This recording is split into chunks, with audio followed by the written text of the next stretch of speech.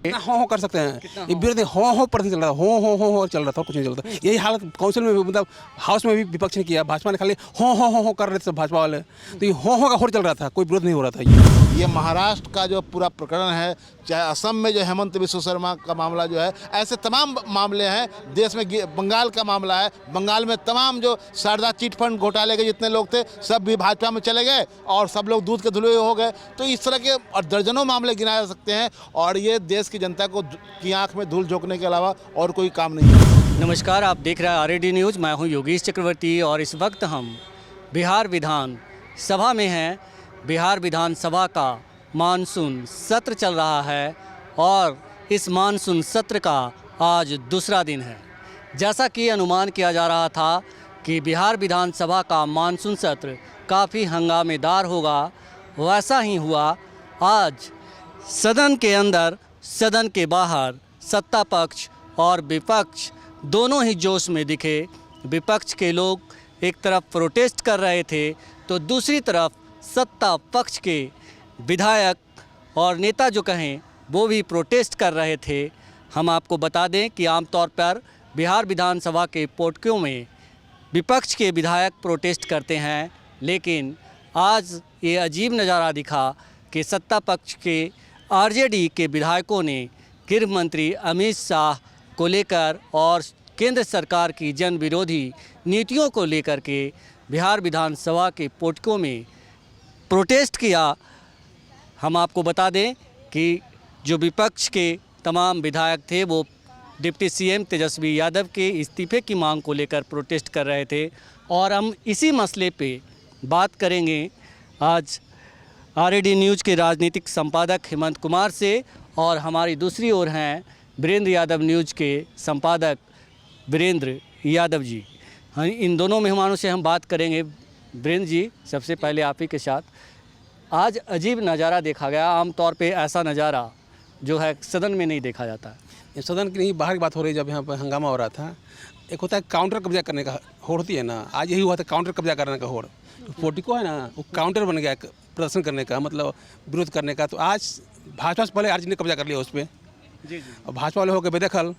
वो बेचारे पहले आगे पोर्टिको के आगे या फिर भाग के बाहर गए।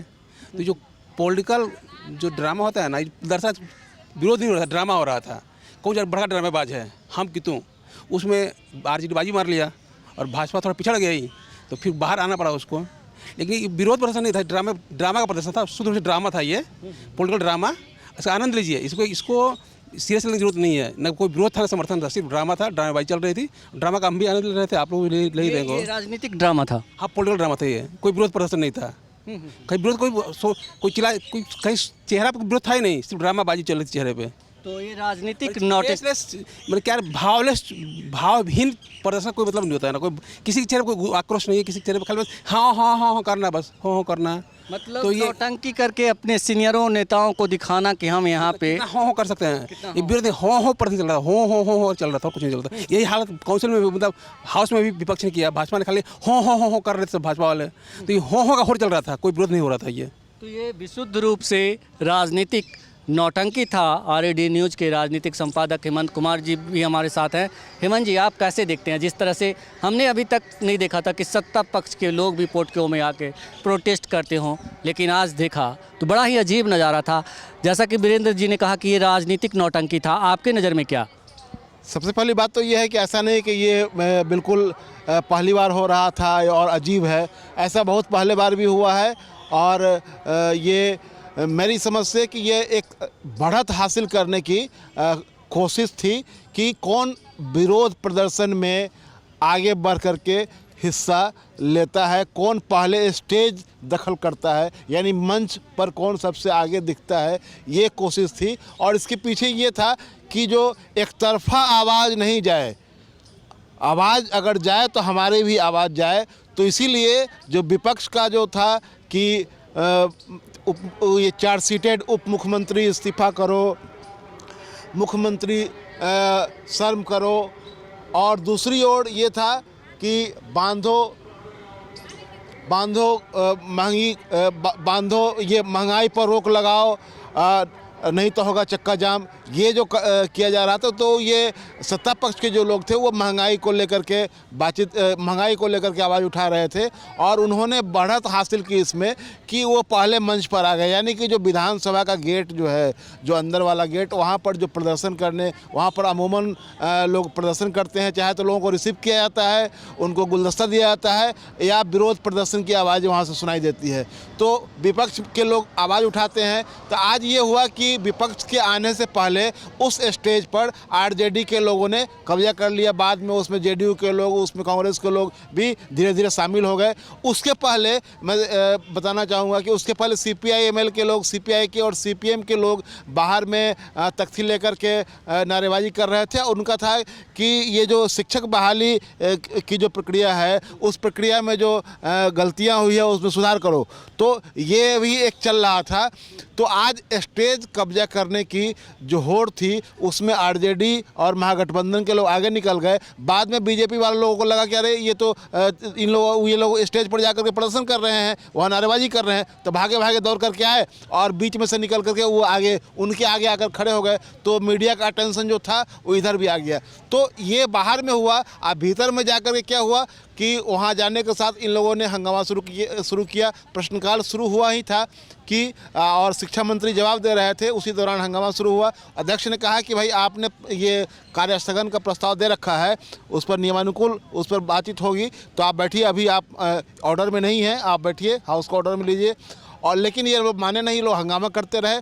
तो मकसद ये है कि हंगामा करना है।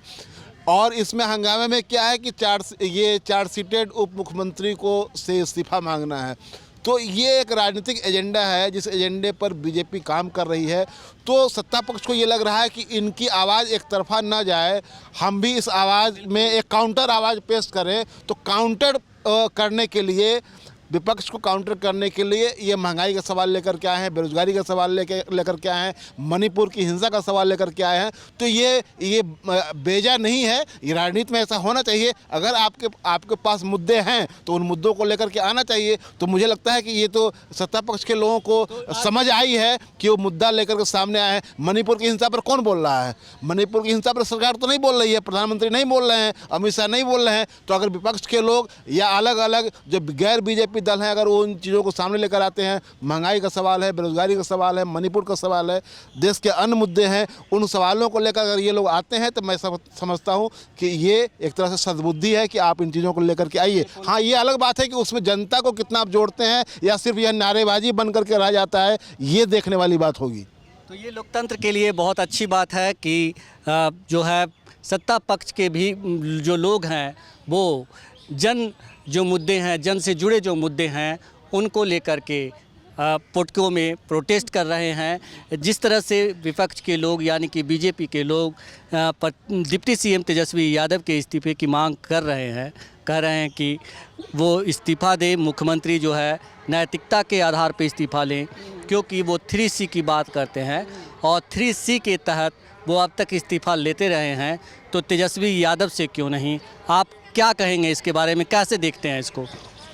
किसी मंत्री का इस्तीफा लेना नहीं लेना ये सीएम का विशेषाधिकार है। वो क्या किन परिस्थितियों में इस्तीफा लेते हैं या नहीं लेते हैं, उसमें क्या सीएम जो चाहे वो करेंगे उसमें। तो विपक्ष की मांग के आधार पर सरकार निर्णय ले करेगी तो फिर तो सरकार चले भी नहीं करेगी। विपक्ष का मुद्दा तलाशना, लड़ाई लड़ना अपनी जगह पे है, लेकिन उसमें सरकार कार्रवाई करे, इसका कोई सरकार के ऊपर निर्भर करता है कितना कार्रवाई करती है या नहीं करती है। तेजस्वी यादव का इस्तीफा लेना और नहीं लेना सीएम का विशेषाधिकार है, वो ले या न ले उनका मामला है।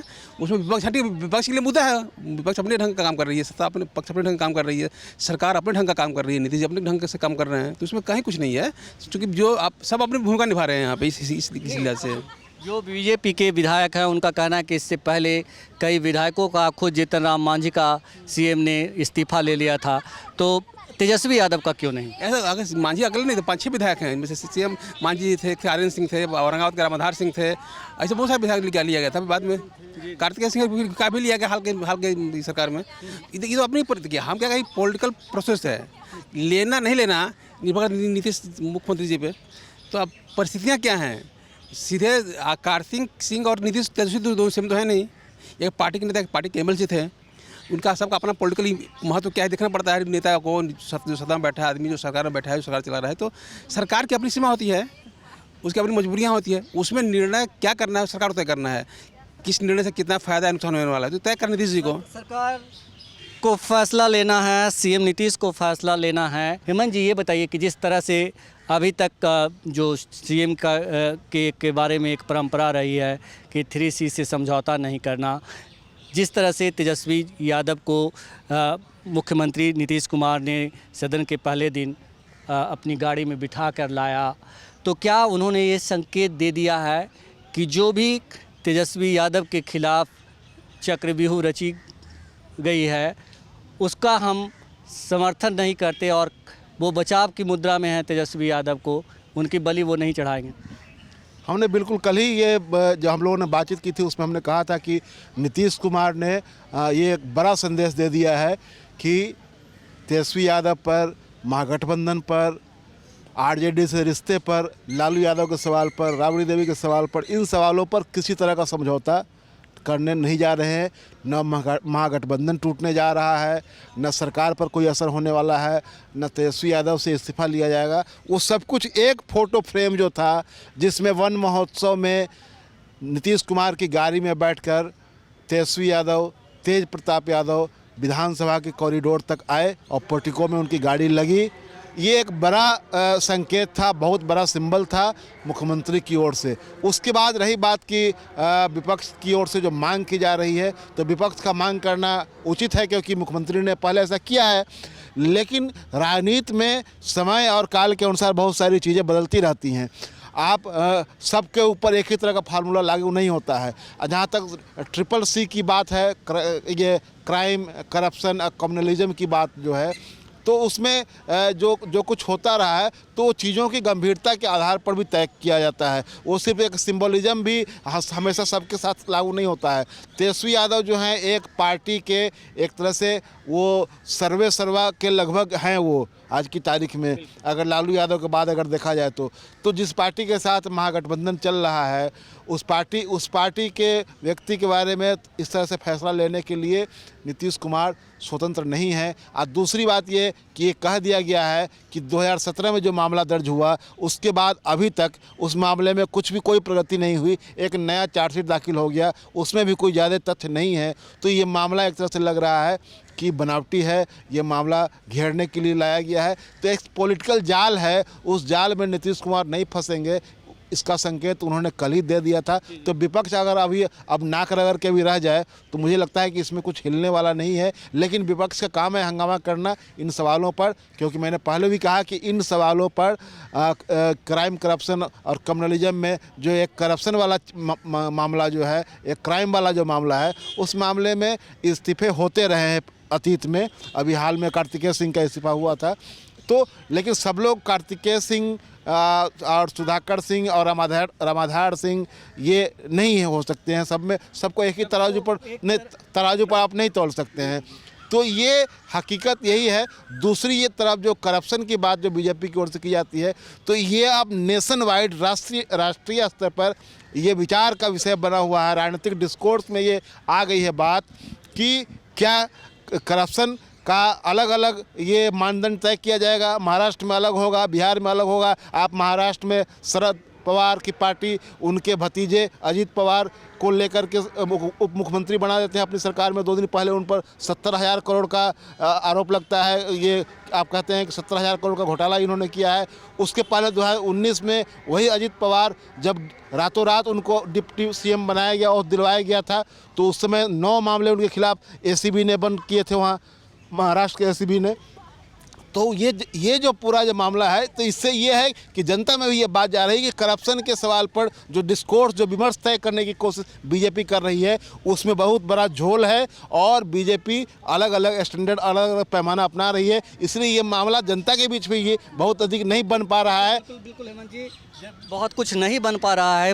क्योंकि आपसे जानना चाहूँगा मैं कि क्या सचमुच भ्रष्टाचार के मुद्दे पर बीजेपी बेनकाब हो चुकी है और यही वजह है कि आज वो यहाँ पोटको में कुछ अलग नज़ारा देखा गया, सत्ता पक्ष के लोग उनसे ज़्यादा मुखर दिखे। देखिए, ये जो मुद्दा है ना, करप्शन कोई मुद्दा ही नहीं है। सब कोई यहाँ पे वही लोग हैं। आज हम सत्ता में तो हम कहते हैं कि आप भ्रष्ट हो गए, कल आप कहते हैं आप भ्रष्ट हो गए। ये कोई मुद्दा ही नहीं है, सिर्फ शुरू में पूरी नौटंकी है, भ्रष्टाचार कोई मुद्दा ही नहीं है। सब कोई आप कल तक जो लोग नीतीश को कह रहे थे भाजपा वाले कि बहुत अच्छे हैं, आज गलिया रहे हैं। कल वही आरजेडी वाला करते बहुत बुरे हैं, आज तारीफ कर रहे हैं। तो कहाँ मुद्दा है? भ्रष्टाचार कोई करप्शन भ्रष्टाचार को लेकर जिस तरह से पीएम मोदी, अमित शाह दावा करते हैं और काला धन से तमाम जो वादे किए गए थे इस नेशन से, और अब जा कर के अजीत पवार और दूसरे जो नेता हैं उनको जो असम के मुख्यमंत्री हैं वो हेमंत बिस्वा शर्मा, इन तमाम को जब अपने गोद में बैठा लेते हैं तो भ्रष्टाचार खत्म हो जाता है। कहा जाता है कि उन पे गंगा जल छिड़क दिया गया। तो कहीं ना कहीं भ्रष्टाचार के मुद्दे पर बीजेपी बेनकाब हुई है। हाँ, फिर कह रहे हैं ये मुद्दा है ही नहीं ना, फिर कोई मुद्दा ही नहीं है। बोले कि आप मेरे पक्ष में आए तो ईमानदार हो गए, वहाँ चले तो भ्रष्ट हो गए। आप वही आदमी यहाँ आता है तो भ्रष्ट, यहाँ आता है तो ईमानदार। ये कौन मुद्दा है? जो देखने का अपना नजरिया है। हेमंत जी, आप कैसे देखते हैं? क्या सचमुच ये कोई मुद्दा नहीं है या बीजेपी बेनकाब हो गई है? ये मुद्दा तभी बनेगा जब सचमुच आप भ्रष्टाचार पर कार्रवाई करना शुरू करेंगे। अन्यथा अगर पिक एंड चूज करेंगे, जो बीरेन जी जो कह रहे हैं कि आप हमारे साथ आ गए तो आपके सारे पाप धुल गए, आप उधर चले गए तो आप महापापी हो गए, ये नहीं चलेगा। ये इस देश की जनता भी समझ रही है कि आप इन चीज़ों को एक तरह से इस्तेमाल करते हैं विपक्ष को दबाने के लिए, और दूसरा कोई नहीं है। ये जितने तरह के चार्जशीट हो रहे हैं, आप संवैधानिक संस्थाओं को, सीबीआई को, ईडी को, आईटी को, इन संस्थाओं का इस्तेमाल कर रहे हैं। आप चुनाव आयोग तक का इस्तेमाल कर रहे हैं अपने हित में। तो ये अविश्वास का जो माहौल पैदा हुआ है, उससे जनता में ये भरोसा, जनता का भरोसा टूटा है कि ये लोग जो हैं करप्शन पर, क्राइम पर, कम्युनलिज्म पर कोई समझौता नहीं करते। दूसरी बात कि जो बीजेपी कहती है 3C, तो उसमें 1C क्यों भूल जाती है? कम्युनलिज्म की बात क्यों नहीं करती है? कम्युनलिज्म फैलाने का आरोप तो बीजेपी पर है, आरएसएस पर है, जो उनका पितृ संगठन है। तो उस 3C में अपने सुविधा अनुसार वो 2C का इस्तेमाल करते हैं और 1C बोलना भूल जाते हैं, और बोलते भी है तो गलत ढंग से बोलते हैं। आज जैसे विजय सिन्हा जी कम्युनलिज्म के बारे में क्या बोल रहे थे, वो आप सुना दीजिएगा दर्शकों को। 2018 में इन्होंने कहा था कि हम 3C के फार्मूले पर चलते हैं। पहला C क्राइम, अपराध, दूसरा करप्शन और तीसरा कास्ट कम्युनिज्म। आज ये तीनों C कहाँ गया? भ्रष्टाचार पर जीरो टॉलरेंस कहाँ गया? और तीसरा कास्ट कम्युनिज्म। आज ये तीसरा कास्ट कम्युनिज्म। आज ये तीसरा कास्ट कम्युनिज्म। आज ये तो ये इनका जो पूरा मसला है वो एक तरह से जनता के बीच में नहीं है, भले मीडिया में दिखाने के लिए है और उसके अलावा और कुछ नहीं है। मीडिया हाइप क्रिएट करने के लिए, मीडिया में स्पेस बनाने के लिए, सुर्खियां बनाने के लिए ये कर रहे हैं, और इसके पीछे कोई मकसद नहीं है। अन्यथा ये महाराष्ट्र का जो पूरा प्रकरण है, चाहे असम में जो हेमंत बिस्वा शर्मा का मामला जो है, ऐसे तमाम मामले हैं देश में। बंगाल का मामला है, बंगाल में तमाम जो शारदा चिट फंड घोटाले के जितने लोग थे सब भी भाजपा में चले गए और सब लोग दूध के धुले हो गए। तो इस तरह के और दर्जनों मामले गिनाए जा सकते हैं, और ये देश की जनता को की आंख में धूल झोंकने के अलावा और कोई काम नहीं है। कोई काम नहीं है तो हमाम में सभी नंगे हैं और सभी के सभी एक ही थाल के चट्टे बट्टे हैं, बस अवसर अलग अलग होता है। तो बिहार विधानसभा में आज जो कुछ भी देखने को मिला वो नया नहीं था, बल्कि नौटंकी का, राजनीतिक नौटंकी का एक नया शुद्ध अध्याय था, बस इसके अलावा और कुछ भी नहीं।